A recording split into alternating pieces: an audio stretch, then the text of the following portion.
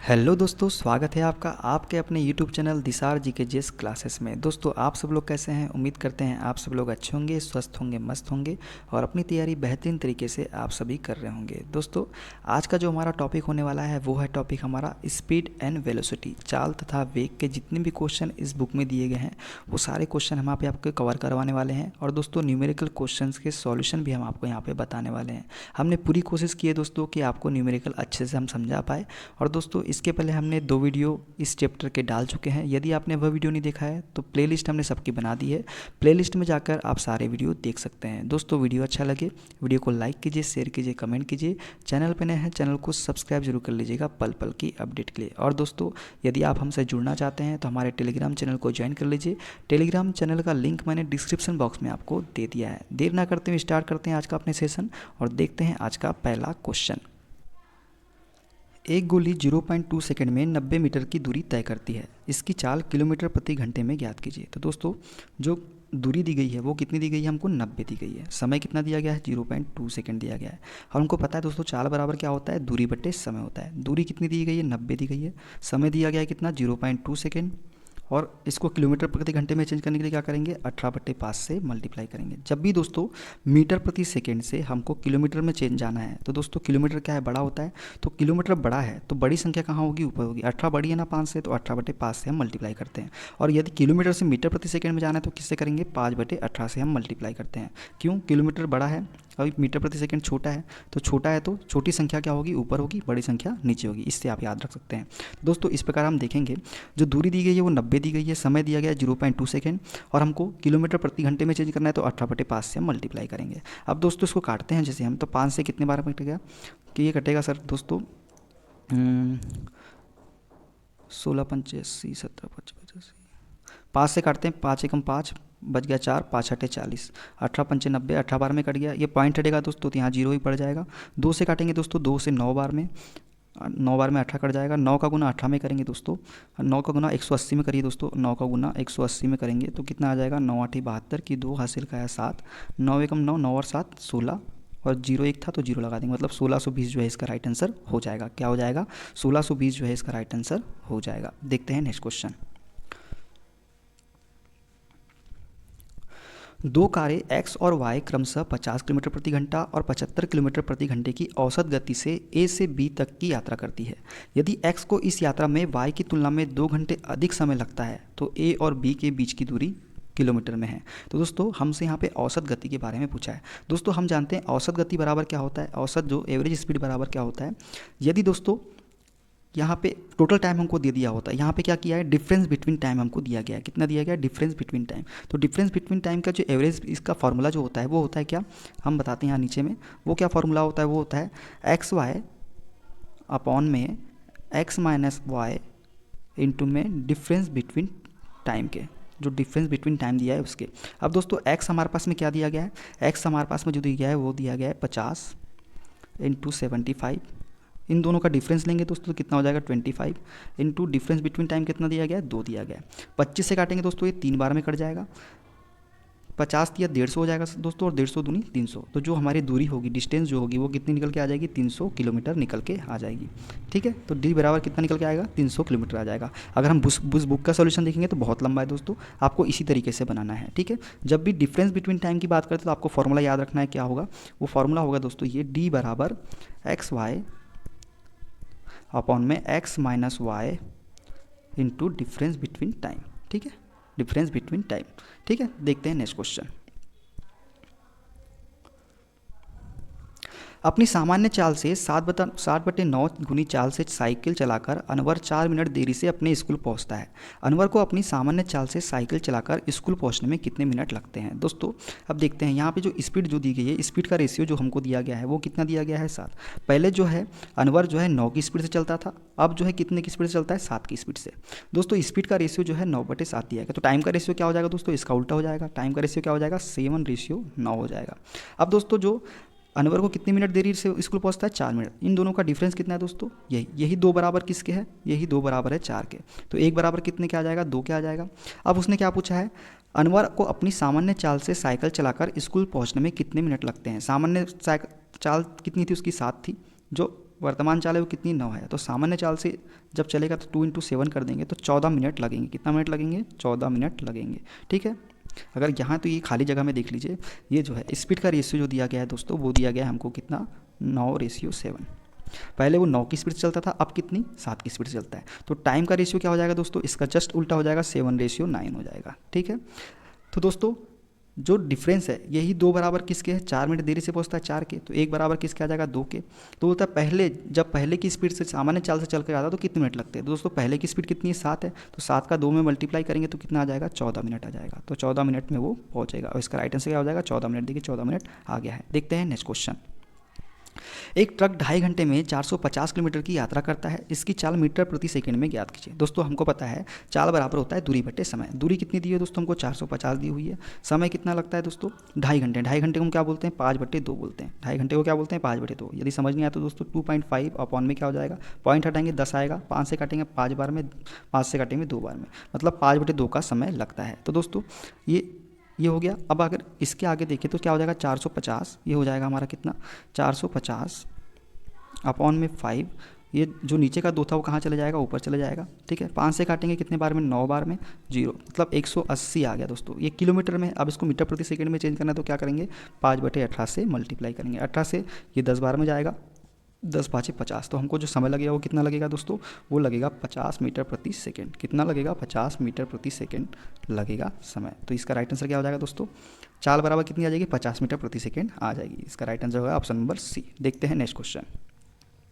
एक rocket 0.3 second में 108 metre की यात्रा करता है, किलोमीटर प्रति घंटे में इसकी गति ज्ञात करें। अब दोस्तों एक रॉकेट जो है 0.3 सेकंड में 108 मीटर की यात्रा करता है, तो दोस्तों वही चाल बराबर क्या होता है? दूरी बटे समय। दूरी कितनी है हमारे पास में? 108। समय कितना है? 0.3 सेकेंड।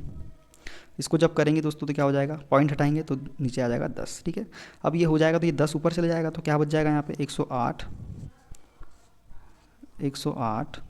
× 10 अपॉन में 3 से काटेंगे दोस्तों, 3 × 9, 3 × 6 = 18। तो हमारी जो गति निकल के आएगी वो कितने आ जाएगा? 360 मीटर प्रति सेकंड। कितनी निकल के आएगी? 360 मीटर प्रति सेकंड हमारी गति, मतलब चाल जो है निकल के आ जाएगी। अब बोला किलोमीटर प्रति घंटा, इसको किलोमीटर प्रति घंटे में चेंज करेंगे दोस्तों तो क्या हो जाएगा? 360 × 18/5 करेंगे, इससे काटेंगे दोस्तों, 5 × 7 = 35, 5 × 2 = 10, 72 × 18 करेंगे दोस्तों, तो 72 × 18 जब करेंगे तो इसका राइट आंसर आ जाएगा 1296 किलोमीटर प्रति घंटा। कितना आएगा? 1296 किलोमीटर प्रति घंटा इसका राइट आंसर हो जाएगा। ठीक है, देखते हैं नेक्स्ट क्वेश्चन। कोई पिंड विराम से चलना शुरू करता है, इसका विस्थापन खालिस्तान के समानुपातिक तब होता है जब इसका त्वरण स्थिर हो। तो दोस्तों कोई पिंड जब विराम से चलना शुरू करता है, इसका विस्थापन जो है समय के वर्ग के समानुपातिक तब होता है जब इसका त्वरण क्या होता है? स्थिर होता है। तो सी इज़ द करेक्ट आंसर।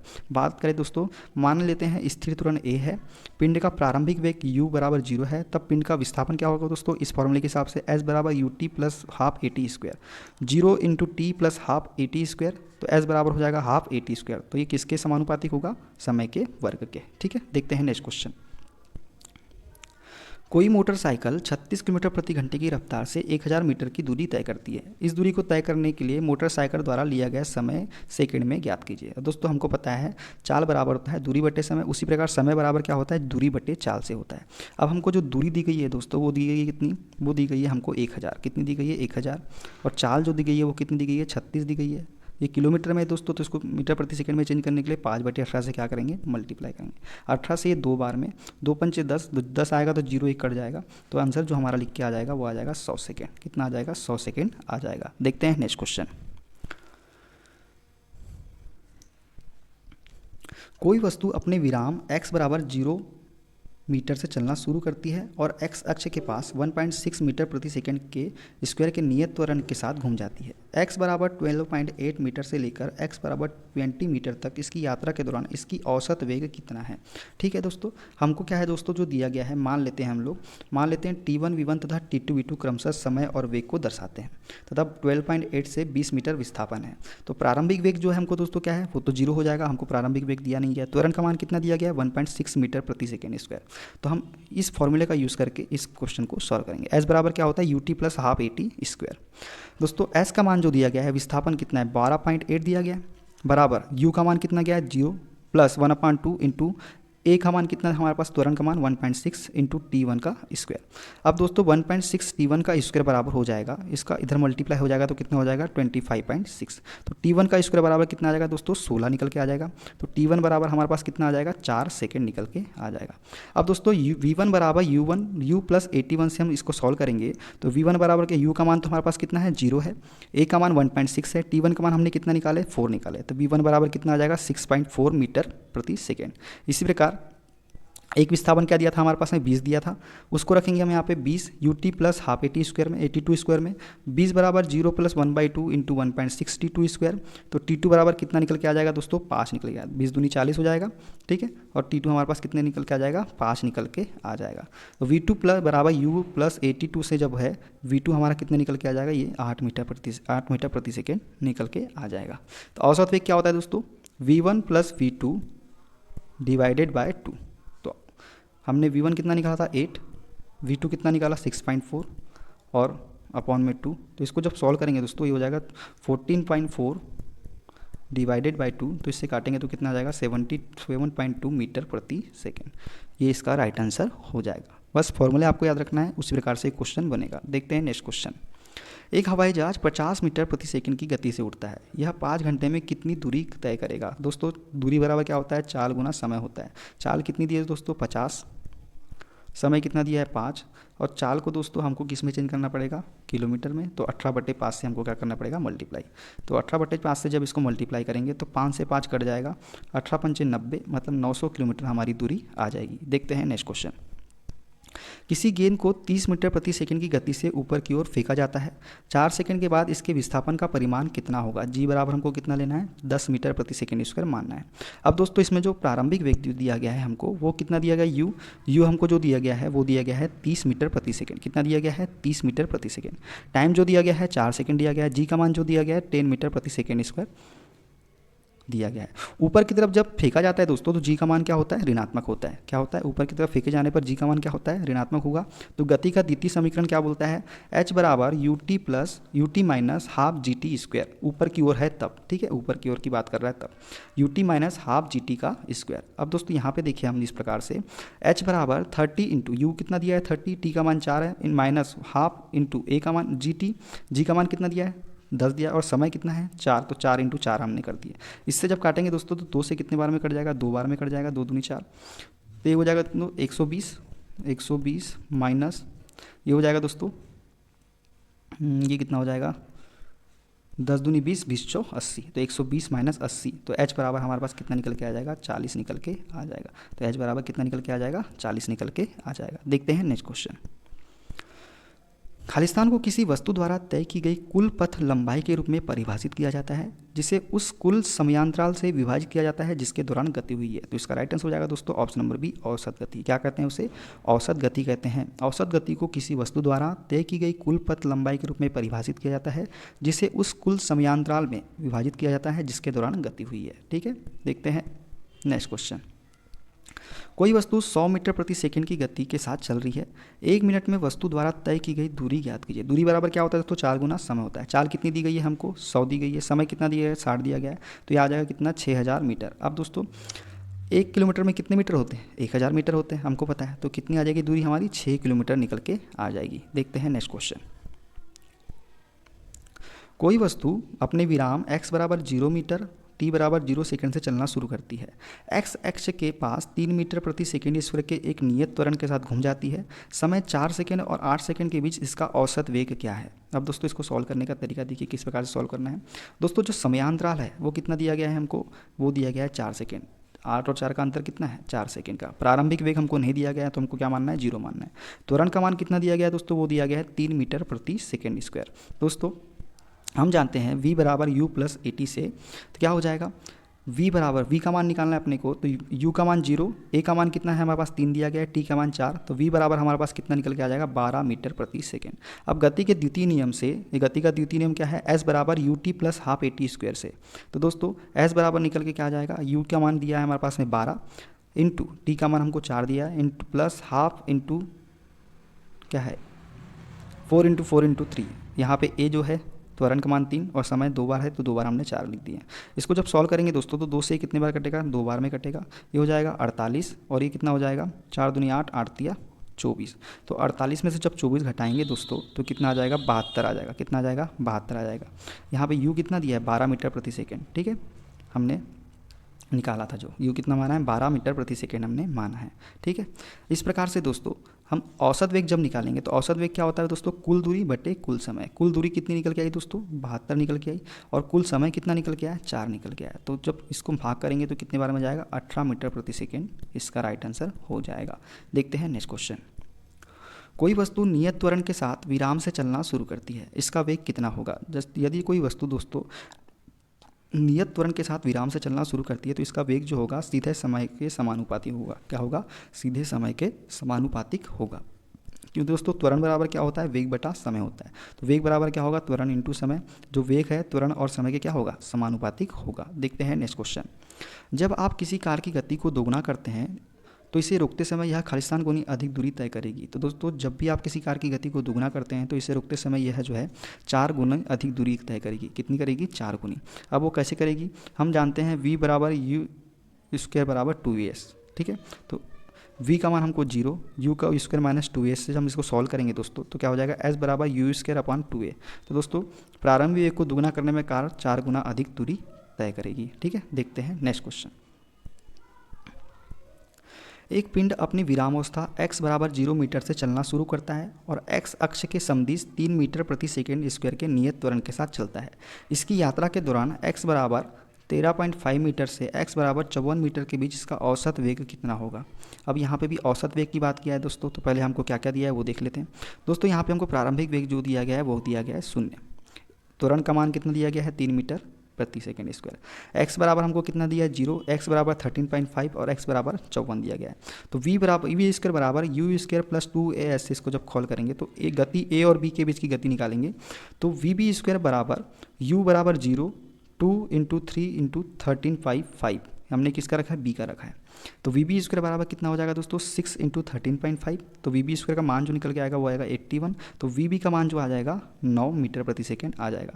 अब गति ए और सी के बीच हम देखेंगे दोस्तों तो यू ए बराबर मतलब जो है वो दिया है हमको 0, वी सी हमको ज्ञात करना है। तो इसी फार्मूला वी स्क्वायर बराबर यू स्क्वायर प्लस 2a से सॉल्व करेंगे तो वी सी स्क्वायर बराबर 0 प्लस 2 इंटू 3 इंटू 54।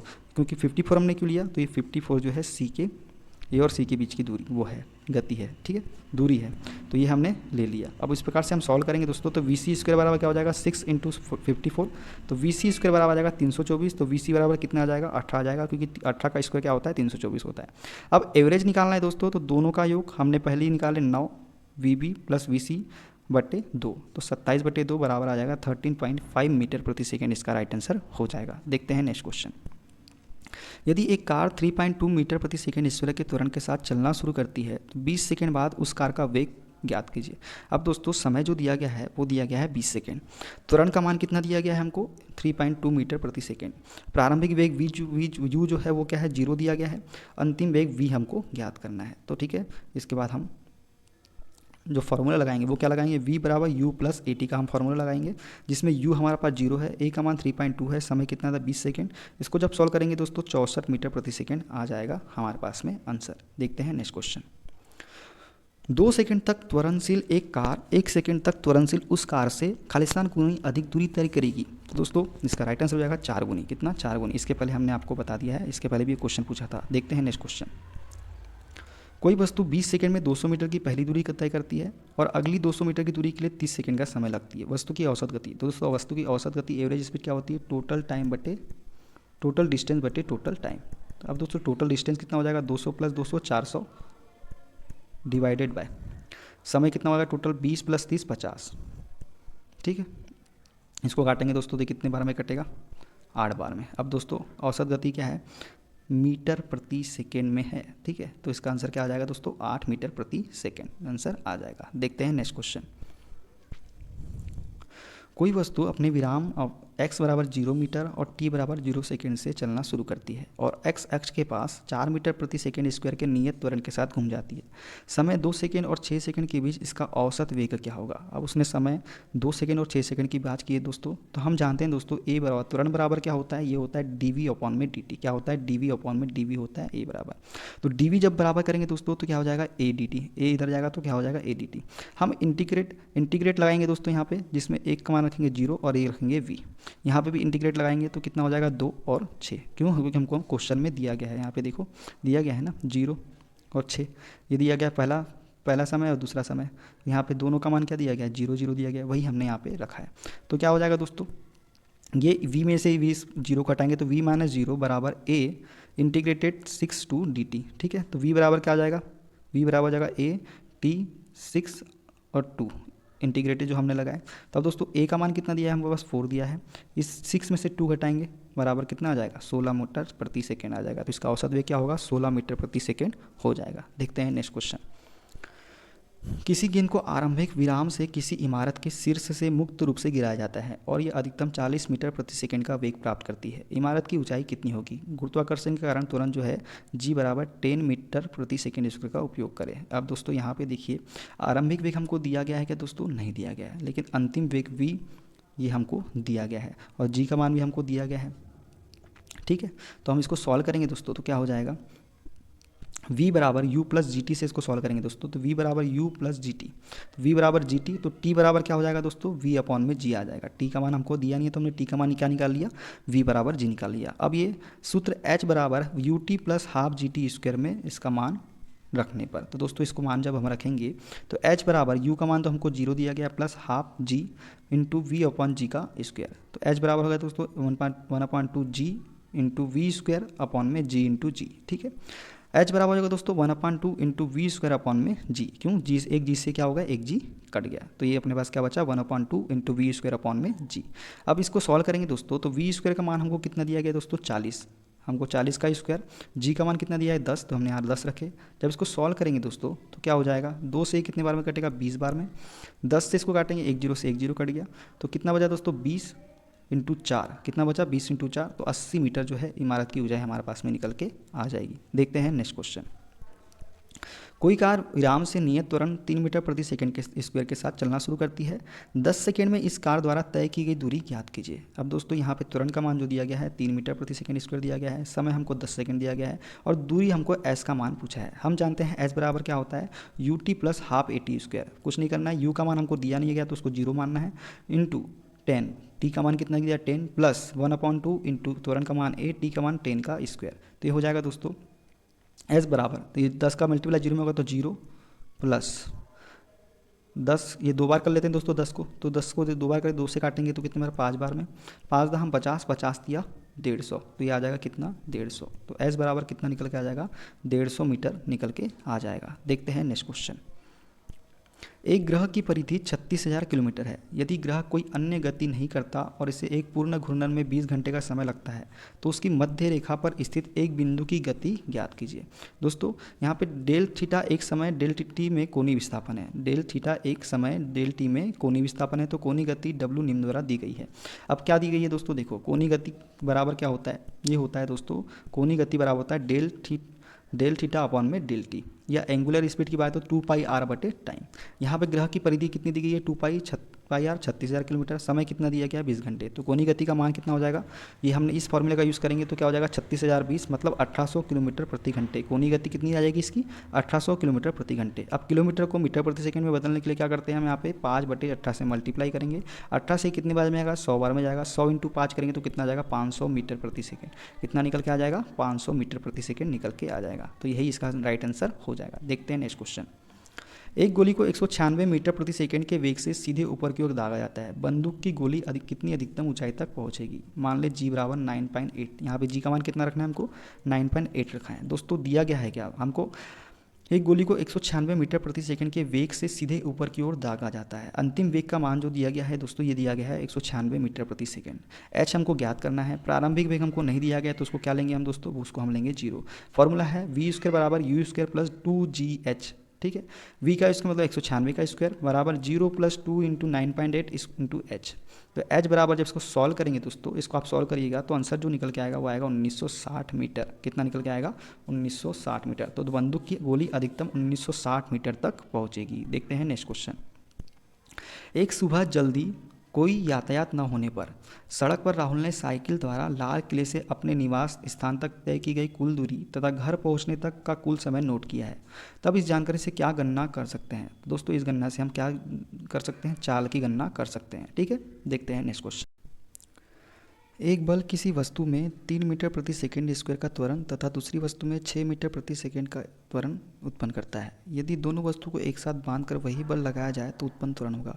दोस्तों जब एक साथ बांध कर की बात की जाए तो दो वस्तु का उभयनिष्ठ त्वरण जब हम निकालते हैं वो इस फॉर्मूला निकालते हैं A बराबर A1 A2 upon A1 + A2।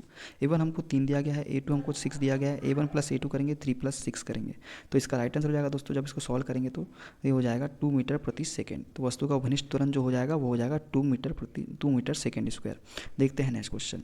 एक कार अपनी यात्रा के 3 बराबर भागों को क्रमशः 60 किलोमीटर, 80 किलोमीटर और 120 किलोमीटर प्रति घंटे की चाल से तय करती है। पूरी यात्रा के दौरान उसकी औसत चाल क्या होगी? या तो दोस्तों आप बेसिक से कर ले या फिर एक फॉर्मूला आपको याद रखना है, वो होता है जब 3 स्पीड दी गई हो तो फॉर्मूला क्या होता है? वो होता है 3xyz अपॉन में xy + yz + zx। इसके द्वारा भी आप सॉल्व कर सकते हैं। तो 3xy की बात करें दोस्तों तो इसको सॉल्व करने का तरीका क्या हो जाएगा? 3 × x का मान कितना दिया गया है? 60 × y का मान कितना दिया गया है? ये दिया गया है दोस्तों 80 और z का मान कितना दिया गया है दोस्तों? ये दिया गया है 120 अपॉन में xy मतलब 60 × 80 तो हो जाएगा 4800 प्लस yz yz तो yz मतलब 12×8 = 9600 प्लस zx तो 12×6 = 7200।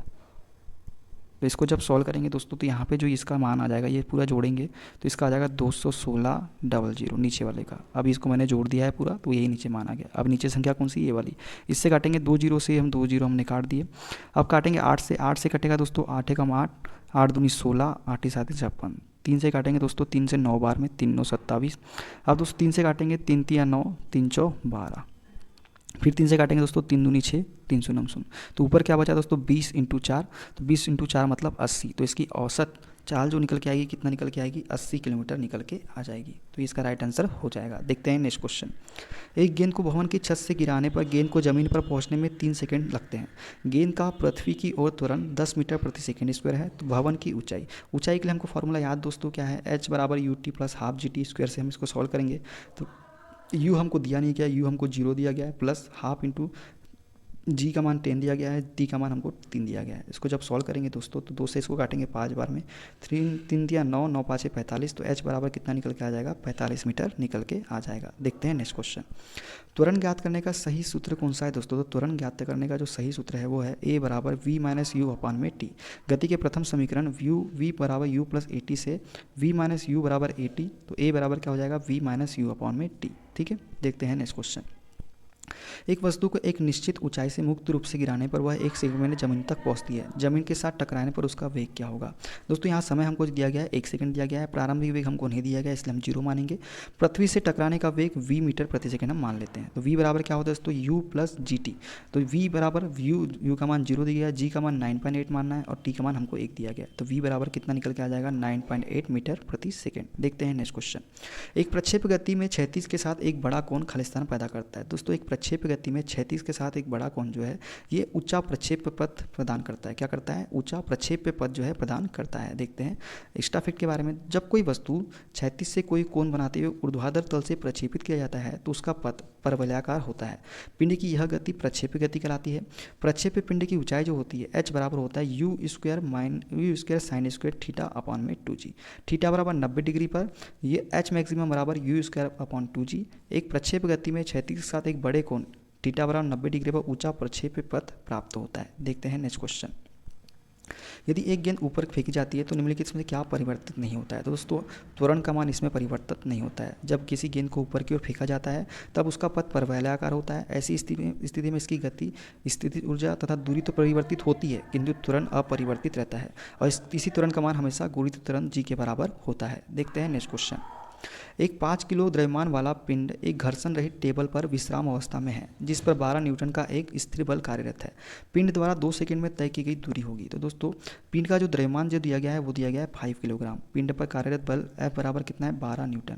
हम जानते हैं दोस्तों F बराबर क्या होता है ma होता है। अब इसी से हम उसको सॉल्व करेंगे तो F बराबर ma, F हमको 12 दिया गया है, 5 इंटू ए का मान हमको निकालना है। तो a बराबर कितना आ जाएगा 12/5 मीटर प्रति सेकेंड स्क्वायर। अब गति के दूसरे नियम से क्या होगा, s बराबर U T plus half A T square से s बराबर 1/2 इंटू 12/5 इंटू 2 का स्क्वायर। तो दोस्तों इस u बराबर हमको क्या रखना है 0 रखना है। तो इसका जब सॉल्व करेंगे दोस्तों तो 2 से 1 2 कट जाएगा, यहाँ पे 1 2 बचेगा।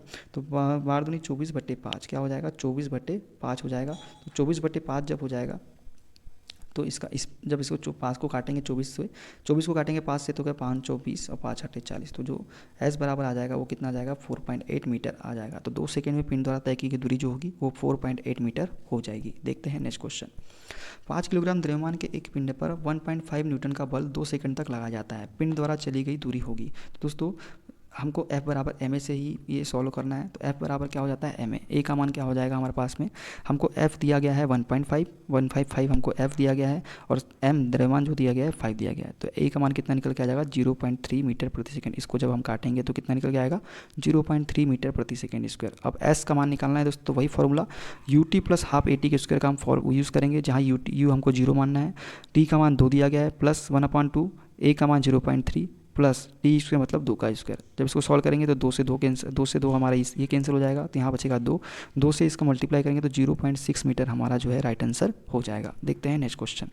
एक कार ए से बी तक 20 किलोमीटर प्रति घंटे की चाल से तथा 30 किलोमीटर प्रति घंटे की चाल से वापस आती है। इस यात्रा के दौरान कार की औसत क्या चाल का होगी दोस्तों, xy/x+y क्या होगा 2xy/x+y। 2 चाल दिए तो ये हो जाएगा 2 × 20 × 30 डिवाइडेड बाय 30 + 20 कितना हो जाएगा 50। इसको काटेंगे दोस्तों तो 5 से काटेंगे 4 बार में, 4 × 12 12 दूनी 24, तो कितना आ जाएगा 24 किलोमीटर प्रति घंटा आ जाएगा। देखते हैं नेक्स्ट क्वेश्चन। एक गेंद को भवन की छत से गिराने पर गेंद पर को जमीन पर पहुंचने में 3 सेकंड लगते हैं। गेंद का पृथ्वी की ओर तुरंत 10 मीटर प्रति सेकंड स्क्वायर। तो भवन की ऊंचाई के लिए हमको पता है फॉर्मूला क्या है, वही है h बराबर U T plus half G T square. You का मान हमको 0 दिया गया है, टी बराबर नहीं पता हमको, प्लस 1/2, टी बराबर 3 सेकंड दिया गया है तो टी बराबर हम यहाँ पे 3 रख देंगे, प्लस 1/2 जी टी स्क्वायर। तो दोस्तों यहाँ 3 रखेंगे तो ये तो 0 हो जाएगा पूरा, तो इसको रहना नहीं है। 0 + 1/2 × 10 × 3 की पावर स्क्वायर। 2 से काटेंगे 5 बार में तो 5 × 9 9 5 45 मीटर। इसके पहले भी ये क्वेश्चन शायद आ चुका है। देखते हैं नेक्स्ट क्वेश्चन। 20 ग्राम द्रव्यमान की गोली 10 मीटर प्रति सेकंड की गति से चलती है। विराम अवस्था में आने से पूर्व यह लक्ष्य के अंदर 8 सेंटीमीटर धंस सकती है। यदि लक्ष्य केवल 6 सेंटीमीटर मोटा हो तो वह गति जिससे गोली लक्ष्य के से बाहर निकलेगी क्या होगी। अब दोस्तों हम फॉर्मूला जानते हैं v² बराबर u² + 2as से, जिसमें दोस्तों हमको जो है v जो दिया गया है उसको हमको शून्य मानना है, u² का मान जो दिया गया है प्रारंभिक वो दिया है 10² प्लस 2 × a का मान हमको पता करना है इंटू एस का मान कितना दिया गया है 8 मीटर, सेंटीमीटर में दिया गया है तो इसको मीटर में चेंज करेंगे तो क्या हो जाएगा 10⁻² हो जाएगा। तो ए बराबर क्या हो जाएगा -100 अपॉन में ये 10 का स्क्वायर 100 अपॉन में ये हो जाएगा 2 8 10 16 16 × 10⁻²। तो ये हो जाएगा -1/16 इंटू 10 की पावर, ये 10 की पावर 2 ऊपर जाएगा और इसके 2 जीरो मिलेंगे 10 की पावर 4 मीटर प्रति सेकंड हो जाएगा। अब 6 सेंटीमीटर मोटे निशान के लिए u² बराबर u² + 2as से v² बराबर 10 का स्क्वायर -2, हमने a का मान कितना निकाला है, ये निकाला है 10 की पावर 4 अपॉन में 16। अब ये प्लस में था तो ये माइनस में क्यों हुआ कि यहाँ पे माइनस आया था, ठीक है, इंटू 6 × 10 की पावर -2, क्यों क्योंकि 6 सेंटीमीटर में था, इसको मीटर में हमने चेंज करने के लिए क्या किया 100 से भाग दिया। तो 100 जब ऊपर जाएगा तो 10 की पावर कितनी जीरो है 2, तो 10 की पावर -2 कर दिए। इसको जब सॉल्व करेंगे दोस्तों तो इसका आंसर जो आएगा v बराबर आएगा 5 मीटर प्रति सेकेंड। तो दोस्तों ये थे आज के सारे क्वेश्चन। वीडियो कैसा लगा कमेंट बॉक्स में जरूर बताइएगा। अगला जो हमारा टॉपिक होगा वो होगा वर्क, पावर एंड एनर्जी। तो दोस्तों वीडियो के साथ बने रहिए, वीडियो को ऐसी प्यार देते रहिए। मिलते हैं अगले वीडियो में, अपना ख्याल रखिए। Okay bye bye, take care.